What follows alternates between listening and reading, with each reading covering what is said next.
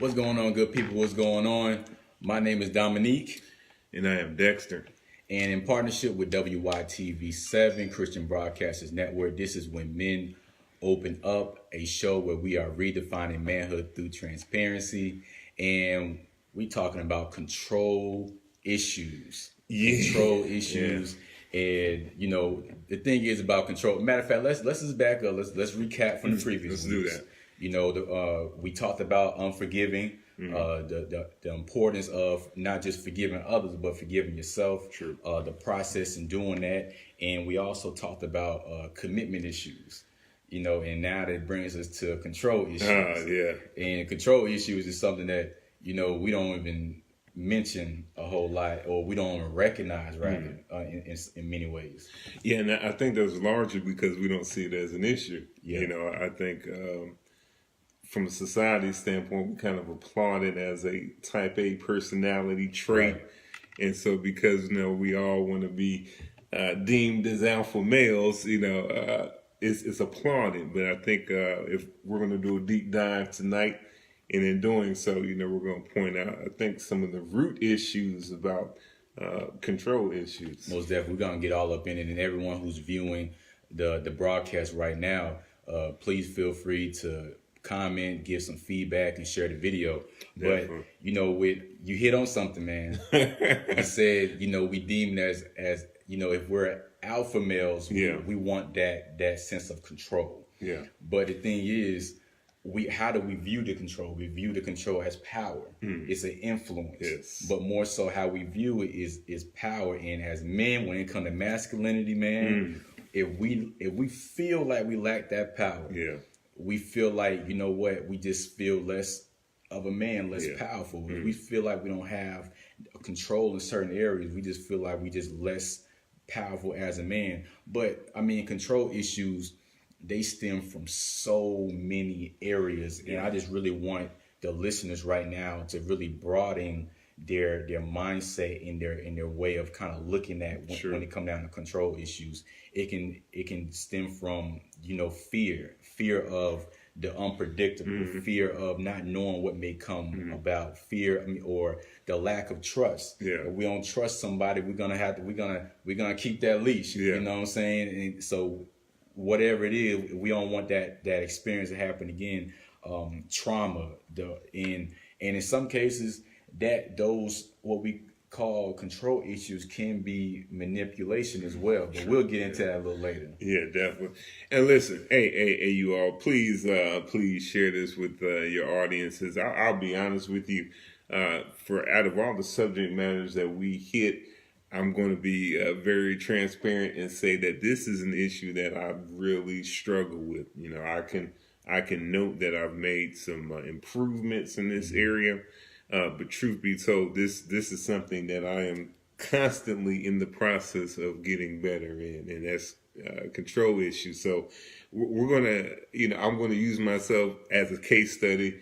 To some degree tonight when I make some of my points, but definitely this is a very real thing, and it is a real issue. Most definitely. But I think it's something that we really just need to. I think the good thing is you recognize that, and since you're recognizing that, you're more likely to really go through that process of understanding what is that really stemming from, and how does it really affect you. So I think that's big. I know in college, when I started my own organization, I think one of the biggest things with, that how it affected me is leadership in general. And it affected me as in how I delegated certain tasks. And because I lacked that trust, or I just, I was kind of a micromanager, that influenced me to react that way. And I really need to understand not how that was affecting me, and how was that affecting others. For me, I was putting more on my plate. And for other people, they wasn't developing because they wasn't having that experience that I was getting. So I know for me, when it came down to control issues, it was that perfection, that perfectionist mixed in with that lack of trust. Yeah, definitely.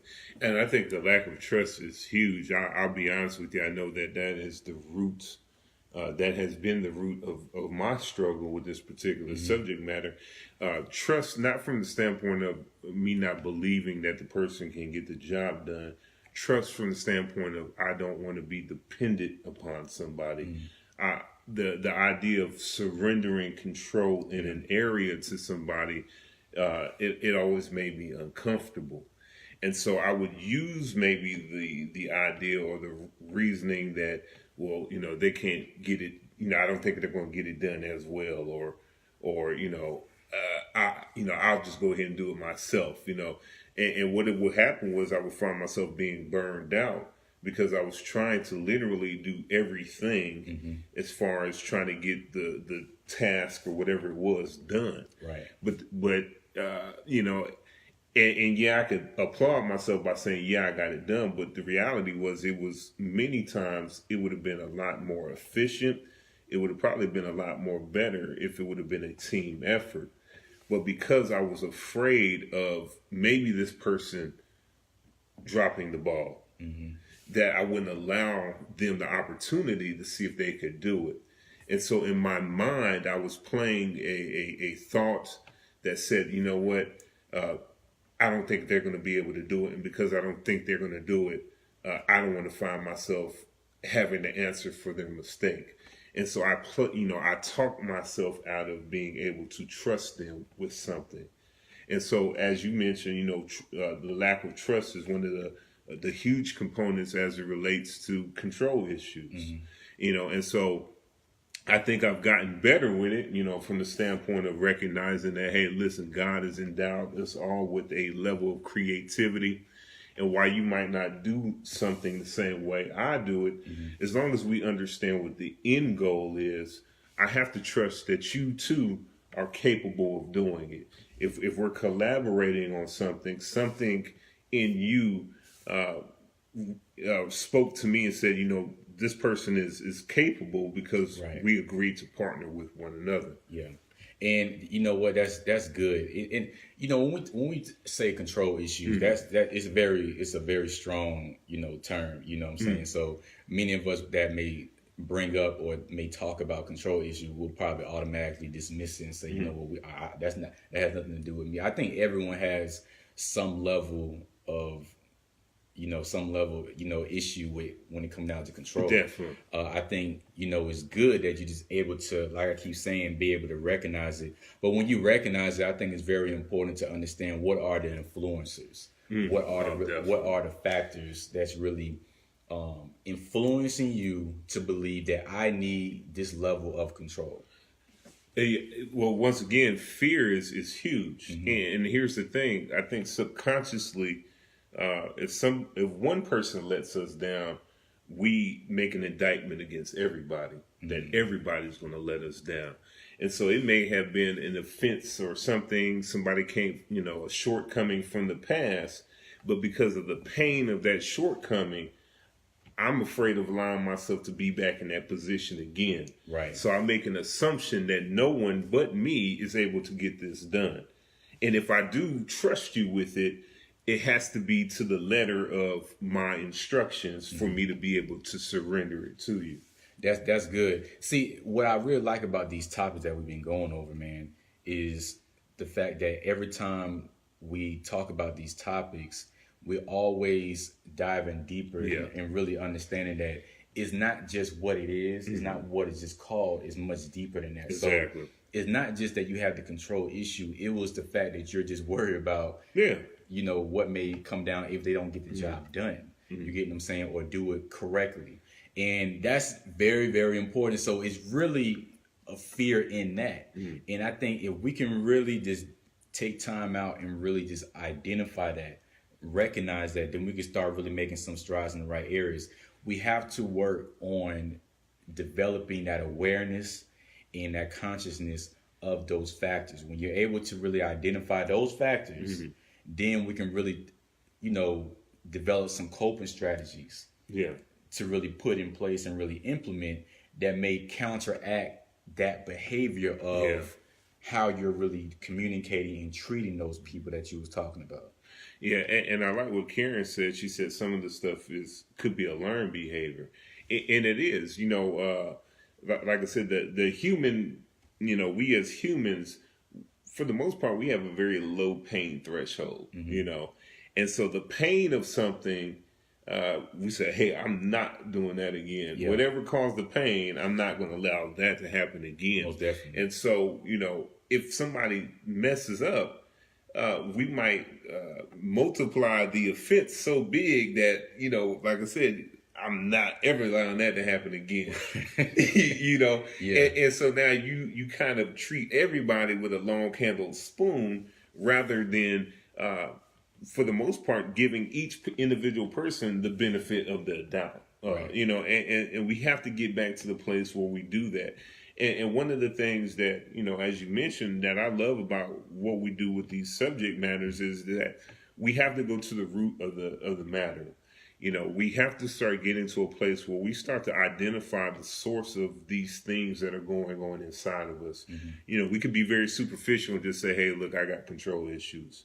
But do you want to get over the control issue? Exactly. Do you want to know what really serves as the reason why it's hard for you to trust people? Because let's call it what it is. You have an inability to trust people.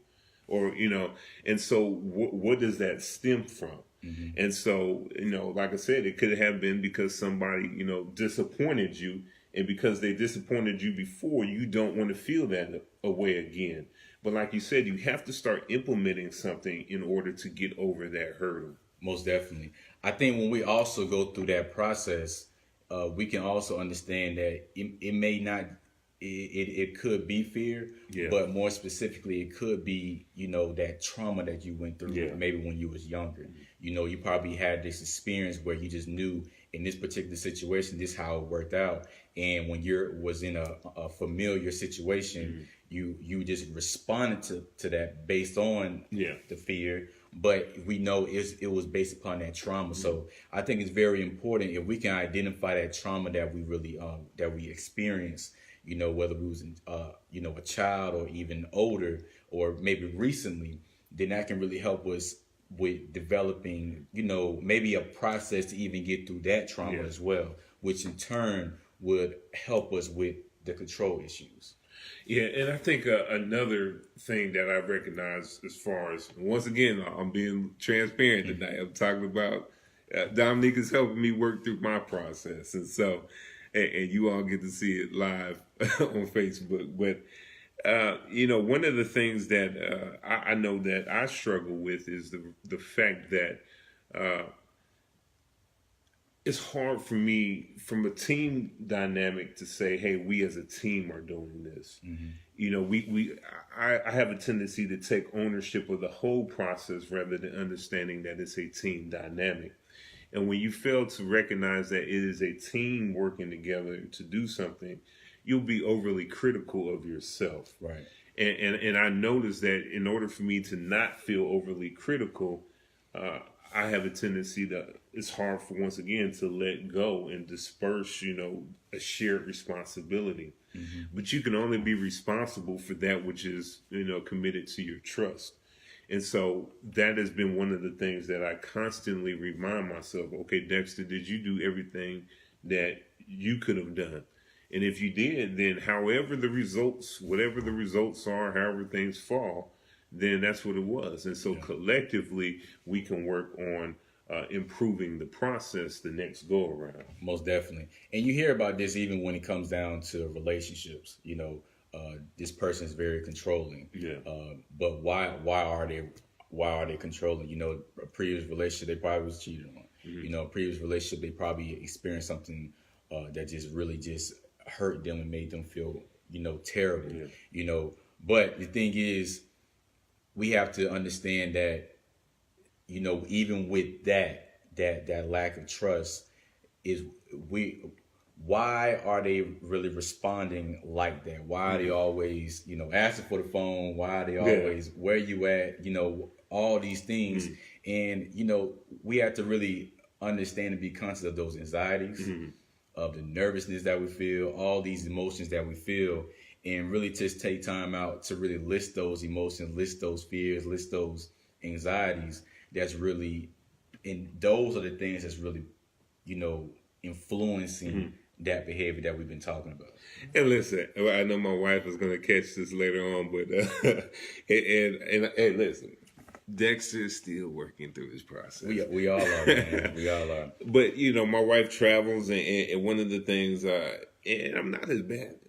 I'm not as bad with this anymore. But when she would travel, I'm like, okay, let me know when you make it there. Of course, that's understood. That's right. The norm. But then it's if she's going to a certain place, it's like, why are you going there? Why you want to do that?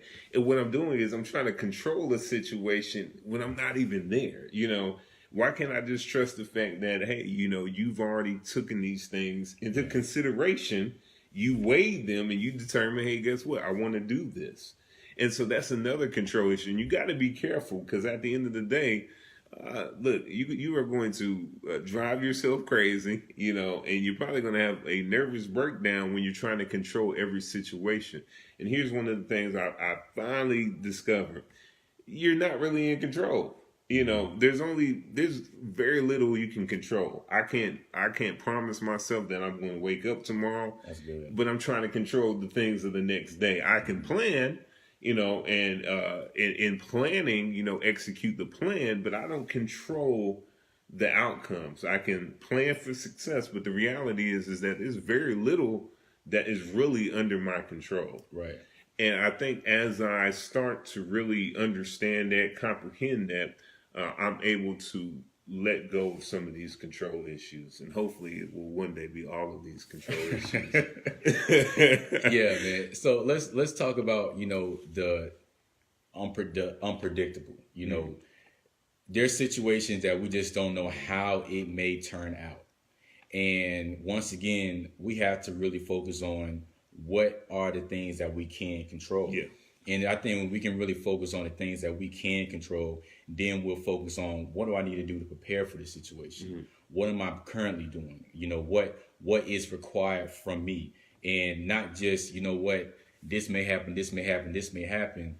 And what we'll start doing is, man, we'll start creating an outcome. Yeah. Or a result in our mind. Yes. The possibility of everything. And all the possibilities can be negative. Mm-hmm. So since we're constantly allowing these negative outcomes to swirl in our minds, then we end up being causing anxiety. Yeah. It's that fear that creeps in, and then it's that maybe sometimes what we'll do is when it comes down to control issues, we'll either exert that energy on other people. Yeah. Or we insert it on ourselves. Exactly. You get what I'm saying? So you can even have control issues when it really just stems to yourself. So what I mean is you can really just freeze yourself. Yeah. To where you don't you never step up to the plate. You can really freeze yourself to the point where you never just apply for that position. You never just go for that. You never just, strive for this.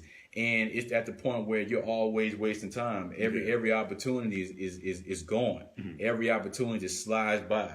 Every opportunity just gets away. So we have to really just understand that there's some things, like you just said, that we can control, and there's some things that we won't be able to control. And what you just hit on was the reality is that it's hard to enjoy life if you're trying to control everything because you let so much of life go by you. Right. And so we have to get to the place where we really understand I can only control what's in my control. Other people are outside of your control. If you think about it, all I can really do is make a suggestion. I can't force you to do anything. Apart from the fact that maybe you have kids, but at some point in time, they're going to grow and they're going to throw up the deuces to you. And so you don't even control them, but you can influence. And I think the posture and the right attitude to have is to be an intentional leader where you model what you want to see. And once again, you can influence by giving direction and you can give advice, but you have to trust that people will process it and then they'll make the decisions based for themselves. Yes, Vicky, free will. Yeah. And the thing is, with men, many of us were just not taught how to really express ourselves. Yeah. So I think when it comes down to the quote unquote control issues, man, even though we're not really taught how to express ourselves, that doesn't mean we're not going to express ourselves in some particular way. Unfortunately, in some ways, we don't express ourselves in a way that's very healthy, not just for us, but for the people around us. So for many of us, we may shut down, and we're not knowing that because of what we are allowing to really happen, or what we really just focus on trying to control, we end up controlling ourselves by shutting down. Yeah. And we don't really see it like that. We can actually control that. That's control issues when you just shut down, when you just freeze up. And the thing is, we have to really understand that process. And I really want to go through the process, but I think you have something. Yeah, because you just said something, and it brought me to the mind that sometimes when we given directions and people ask questions, if we're not careful, we feel like they're challenging our manhood. And it's a dangerous thing when you associate your manhood with control. And I know a lot of men, once again, because we applaud the alpha type A personality. When people question, the decisions that we make, we take that as an affront on our manhood, and what we end up doing is we double down. And so you have to be careful about that. Most definitely. We have to also identify what is control. Yeah. You know what I'm saying? And when we are, because this is with us, when we work together, when men working with other men, we can kind of misidentify that person as being controlling, and really they're just really fulfilling their job. Yeah. They're holding their responsibility. There's a difference between really delegating, what you need to be doing, what's the task at hand, and really just trying to control every move that you're doing. When we really understand the difference, then we won't take things so personal. True. And when we don't take things so personal, we'll understand that this person is just doing their job, and they're not really trying to hurt us. Number one, when it comes down to the process, we really have to identify what is connected to the control issues. What is connected? So is fear connected? Is trauma connected? Yeah. Is that thought of the unpredictable connected, and so forth. And then we have to understand what are the symptoms of the control issues. So when those things creep in or start to come in, how do you usually respond? Some people, they respond by being micromanagers. Some people respond by just not trusting the people around them. They respond by always asking, where you going? Where you at now, and so forth. You get what I'm saying? The next thing what are the factors or the influencers? What are the factors and influencers? And then once you understand all these things, then you can start developing some coping strategies to counteract those symptoms. So that's those are the 4 steps within that process. Yeah, I mean, and I love that. I agree wholeheartedly with that. And once again, I'll allude to something that Karen said earlier. Some of these things are learned behavior. Oftentimes we haven't learned how to effectively lead. We're not saying that when you're supervising something or when you're in a leadership position, there is a measure of control that you have. Once again, you delegate, you do certain things. But the truth of the matter is that there's an attitude and a spirit behind which you do it.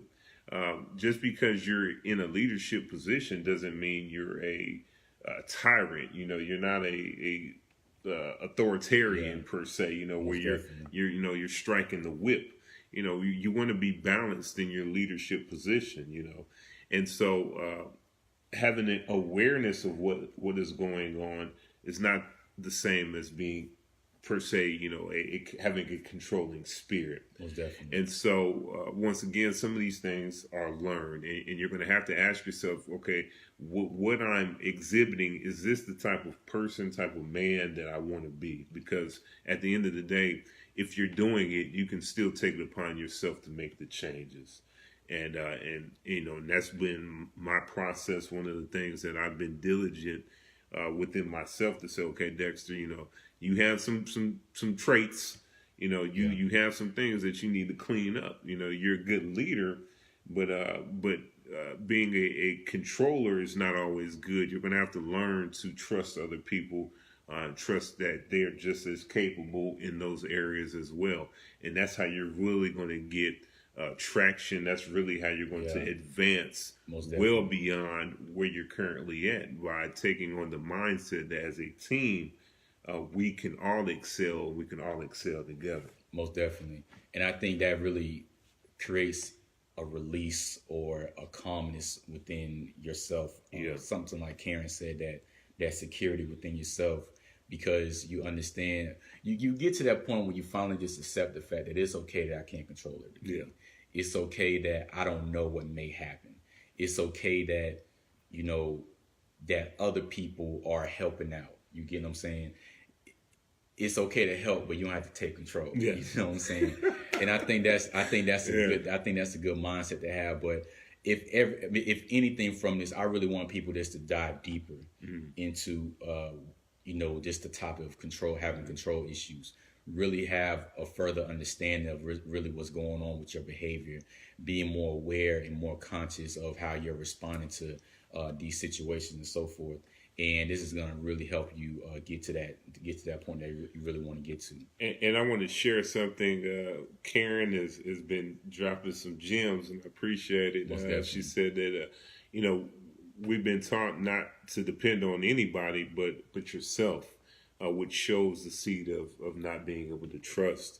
And the reality is, if you think about it, listen, if God wanted you to be solely dependent upon yourself, you would be the only person here.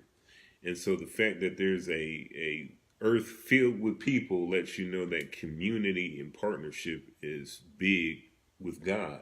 And so we're going to have to learn how to work with one another in order to really demonstrate the kingdom of God. Yeah, and I'll just end off on this because we just keep getting some more points. One of the statements that I hope that we can really diminish is when we say, trust no one. Yeah. I think that's a very just problematic statement to make when we just say trust no one. I think whoever's saying that is one, either very hurt, or two, just misunderstand the meaning of trust. You cannot be effective in this world without trusting anyone. You have to trust people in this world. The question is, like we said in previous videos, how are you going to trust that person? And not just how are you going to trust that person, but what level of trust are you going to have in that person? Yeah. And if we can just really just understand that it's a process and everything, it's a process of understanding who to trust, then we are more likely not to get hurt, or more likely to actually find out who we can trust. Yeah. It ain't just who we shouldn't trust, who we can trust. Because I believe there's people out there that that's meant for us to trust. There's people out there that are meant for us to be connected to some level, to some degree. And I really do believe if we can really just dive deep in these areas, I really like this video. And I really do believe it's going to help some people in so many areas, because whether we know it or not, or conscious or not, so many of us have control issues and trust issues in so many different areas. Definitely.